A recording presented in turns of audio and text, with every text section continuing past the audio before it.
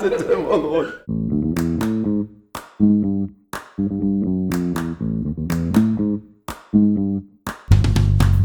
Je vais vous expliquer en fait l'ensemble du processus de réalisation de cette œuvre.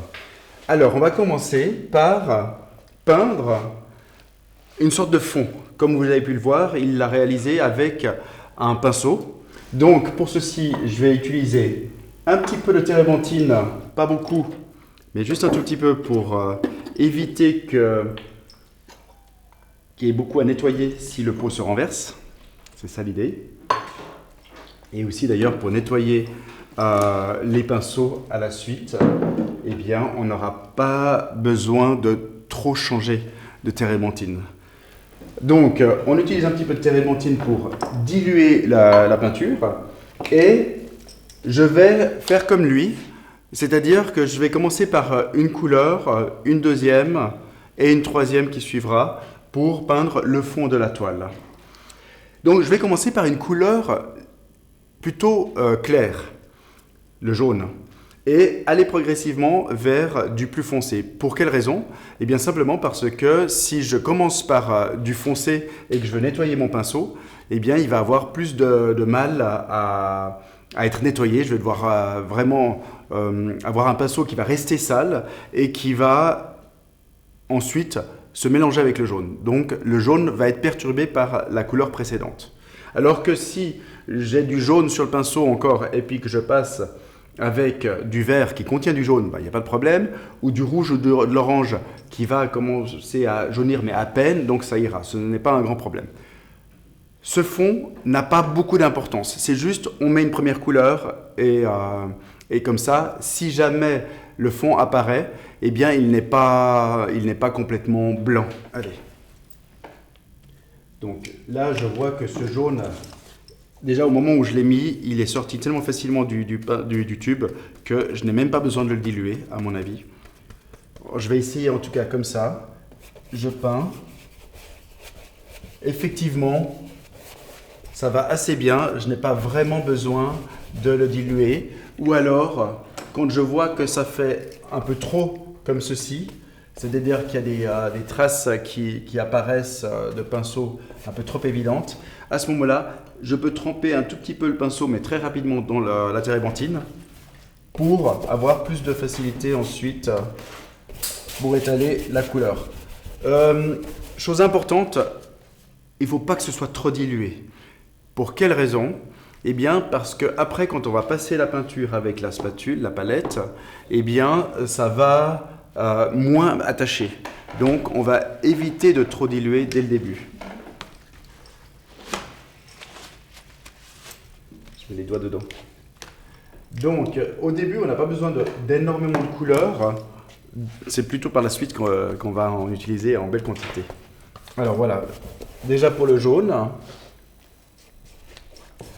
c'est bien d'en mettre jusque sur l'arrondi du bord. Vous voyez cet arrondi là, parce que si vous êtes de face et que l'arrondi reste blanc, eh bien vous le verrez. Maintenant, je vais passer à l'orange. Non, l'orange c'est pas assez différent. Je vais mettre du rouge. Allez, un petit peu de rouge. Alors comme je passe du jaune au rouge et puis que la couleur rouge est légèrement plus foncée quand même que l'orange, que le jaune, pardon, je n'ai même pas besoin de laver le pinceau. Vous allez voir, vous voyez là, le rouge apparaît tel quel. Donc j'y vais direct.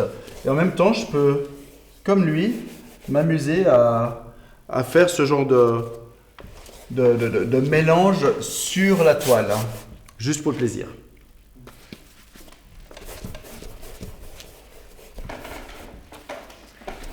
On ne fait pas obligé de mettre du jaune partout. Tu peux laisser des trucs blancs, des fonds blancs. Non, le fond est alors le fond, on va le remplir de couleurs. Okay. Mais tu peux choisir les couleurs que tu veux mettre. Moi, pour l'instant, j'ai choisi ces couleurs-là qui sont des couleurs que j'ai vues dans sa vidéo. Mais si tu veux mettre du noir, si tu veux mettre du gris, si tu veux mettre du violet. La question, c'est est-ce que le jaune doit... Est-ce que ça le jaune doit pas... couvrir le jaune ou pas? La première couche. Ah non, non. Pas, pas. Non, non, non. Ah, Alors, la première couche, elle doit être partout. La toile, Avec différentes j'ai couleurs. réussi à m'en mettre. La toile doit être recouverte partout de couleurs, mais le jaune n'a pas besoin d'être Partout. partout. Partout, ouais. Ah. On va pas mettre du jaune d'abord, puis du rouge par-dessus, etc. Clair d'abord. Ouais, ouais. C'était ça. C'était juste le clair, on l'utilise d'abord. Voilà, donc là, je termine ce que j'ai comme rouge dans mon assiette. Et je vais passer au bleu. Alors là, pour le bleu, du coup, il faut que je nettoie un tout petit peu le pinceau parce que sinon, je vais avoir un bleu-violet.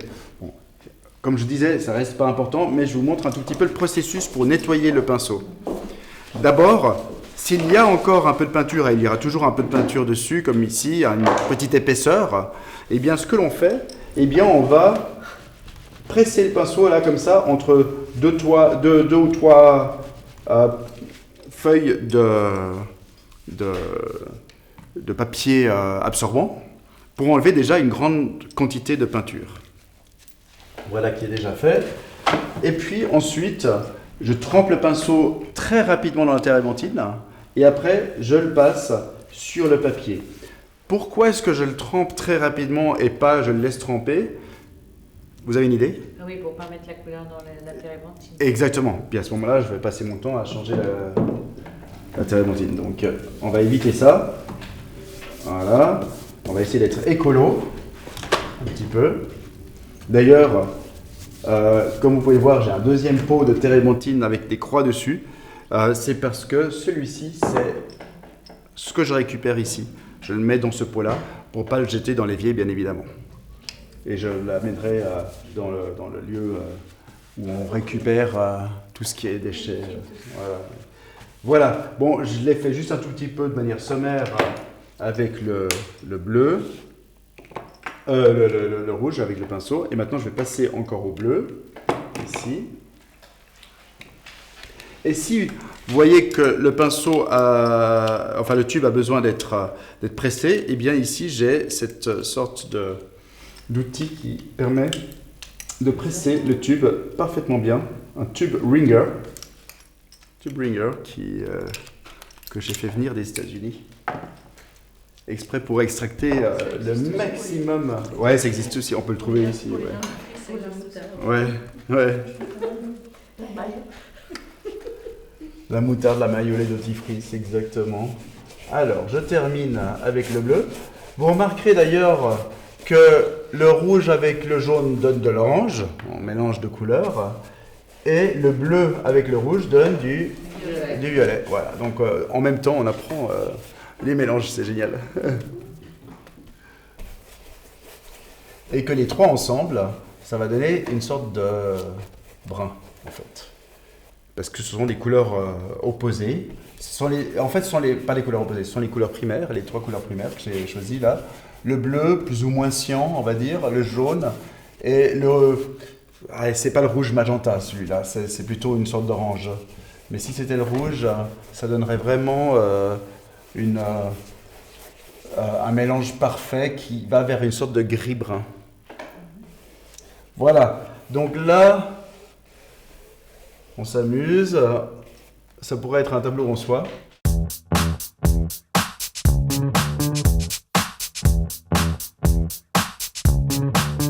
Et maintenant, on passe à la peinture à proprement parler, à la manière de Richter. Là, j'ai choisi... Allez, je vais choisir du vert, pour commencer en tout cas. Et comment on fait ça? On va le mettre sur cette palette que j'ai construite donc, pour vous, qui est typique des palettes de Richter. On peut s'amuser à mettre de la peinture sans avoir besoin de passer complètement la peinture sur tout l'ensemble de la toile. On peut en mettre une partie seulement.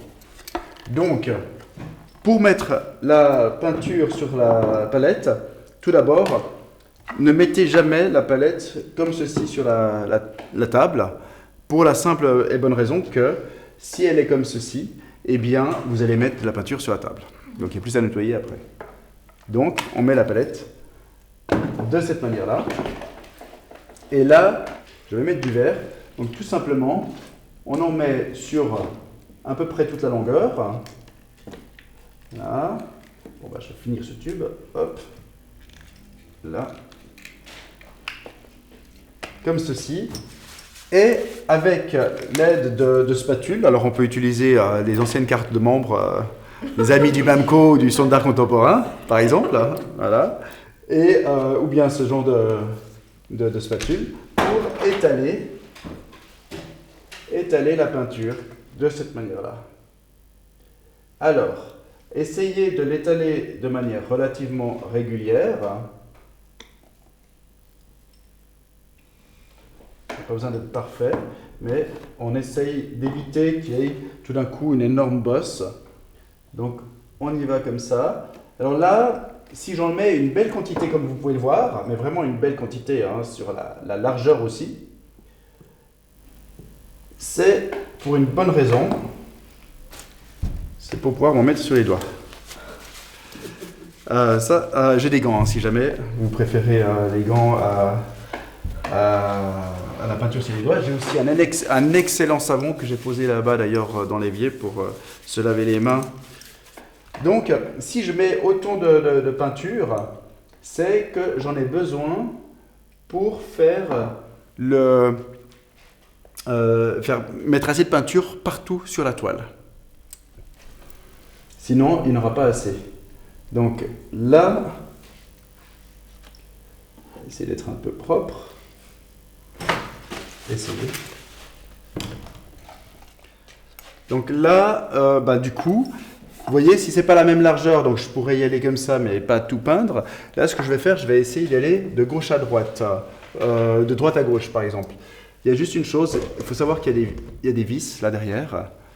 C'est bien de placer la toile contre la vis, parce qu'il y a un tel niveau de succion de la part de la palette que la toile risque de reculer avec nous. Donc, j'y vais. Et vous allez voir ce que ça donne. Alors, au début, vous voyez ici, je me tiens avec un certain angle. Je ne sais pas si vous voyez cet angle-là. Un petit angle, on va dire, si c'était depuis le haut, il y a un angle comme ça, pour ne pas mettre toute la peinture directement sur la toile. Donc, je commence avec un angle, et petit à petit, je vais me rapprocher de la toile. Alors vous voyez que déjà là ça tient moins bien parce que j'ai mis la térébenthine dans la couche de dessous. Donc j'ai presque envie de dire évitez de mettre la térébenthine, on y va comme ça à cru. Faites attention à une chose, comme moi je le fais ici, ce genre d'erreur, mais qui n'est pas grave, après on corrige, on s'amuse, c'est que on a tendance à descendre, hein, vous voyez, c'est parce qu'il y a le poids de la palette. Donc on essaye de rester droit. Et là, j'appuie de plus en plus. Vous voyez, là c'est complètement appuyé. Et voilà déjà un super Richter. Hein. Ouais. C'est sympa que de la térébenthine aussi. Bon, c'est sympa, ouais. Oui. En tout cas, là, il y a déjà quelque chose de super qui se passe. Je vais vous montrer maintenant ce qui se passe si je repasse une deuxième fois avec cette palette. Alors, je ne vais pas le faire partout pour garder quand même quelque chose qui soit intéressant quelque part, mais je vais le faire, on va dire, en bas en fait. Je refais le même passage avec la même palette, peu importe si c'est dans le même sens, mais je repasse une deuxième fois. Et vous allez voir qu'en repassant, là, vous voyez, ça aplatit un peu tout. Vous voyez que toutes ces petites marques qui sont fantastiques, eh bien, elles deviennent plus plates, plus allongées, plus discrètes aussi. Alors, ça fait partie du jeu. De temps en temps, vous aurez envie de passer 2 fois, de temps en temps qu'une seule fois, pour avoir plus de marques. C'est à vous de voir. Mais au bout d'un moment, essayez d'éviter de passer une deuxième fois avec la même palette. Mieux vaut remettre une autre couleur. Et c'est ce qu'on va faire maintenant, on va mettre une autre couleur. Donc, il faut d'abord enlever cette couleur-là. Et pour enlever cette couleur-là, eh bien, d'abord, il nous faudrait une spatule plus ou moins... On va garder les assiettes, une spatule plus ou moins propre, donc du coup, je racle déjà la spatule, là. Et du coup, j'imagine que vous devinez comment est-ce que je vais enlever la couleur. Avec la spatule. Exactement, parce que si j'y vais avec mon papier, vous voyez, je vais en avoir pour des heures et surtout une grande quantité de papier. Donc, ce que je vais faire, là, vous voyez, les gants, ça va être utile. Hein. Je prends la spatule, là, et je racle, comme ceci, sur l'ensemble de la palette. Et là, j'ai déjà presque complètement nettoyé la palette. Hop. Je prends un peu de papier quand même. Ou bien j'utilise justement celui-ci, qui m'est très utile, parce qu'il est déjà plein de térébenthine. Et donc du coup, il nettoie ces spatules facilement. Et là, je recommence, hop, avec un nouveau passage. Et j'essaye d'enlever le maximum. Voilà. Donc, j'ai pas besoin de nettoyer complètement non plus. Hein. Ça n'a pas besoin d'être pour l'instant ultra propre. C'est à la fin qu'on va bien tout nettoyer. Parce que là, maintenant, si je mets une deuxième couleur, d'ailleurs, j'ai décidé de ne pas la mettre partout. Enfin, si, quand même, parce que j'ai une belle dimension de toile. Et puis, je voulais vous montrer un peu l'effet sur les deux endroits. Donc là, de nouveau, avec une spatule propre, j'étale un petit peu cette peinture. Là.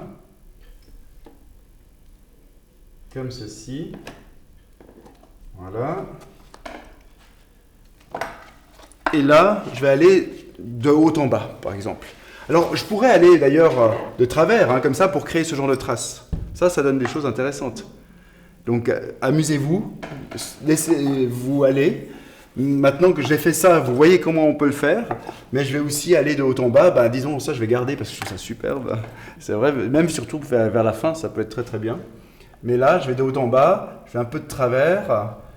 Et on voit un petit peu ce que ça fait. C'est super, hein, dans l'ensemble. Ça fait penser aux gars des inconnus, là, quand... vous vous rappelez, hein, excellent, 5 millions, là. Voilà, donc on peut s'amuser comme ça. On peut aussi, d'ailleurs, récupérer la peinture avec cette spatule et puis l'appliquer ici. On peut s'amuser à gratter. Alors, gratter comme ceci ou verticalement, vous voyez.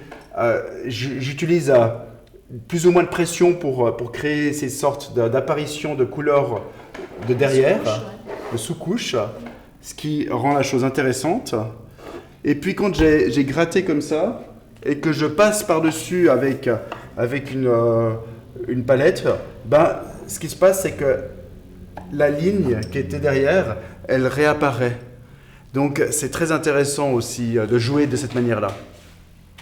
Voilà, donc je crois que j'ai dit pas mal de choses qui seront utiles pour la réalisation de ce tableau. Est-ce que vous avez des questions ? Non. Après, vous me demandez, hein, sur le moment. Ouais. Mais voilà, maintenant c'est bon. Allez, je vous laisse vous installer. Alors. Ah ouais, bonne question. Comment je fais pour enlever ça ? Je gratte par exemple avec cette spatule. Okay. Voilà. Et même là, si ça dépasse aussi, je prends la spatule, j'enlève de côté, comme ça. Voilà.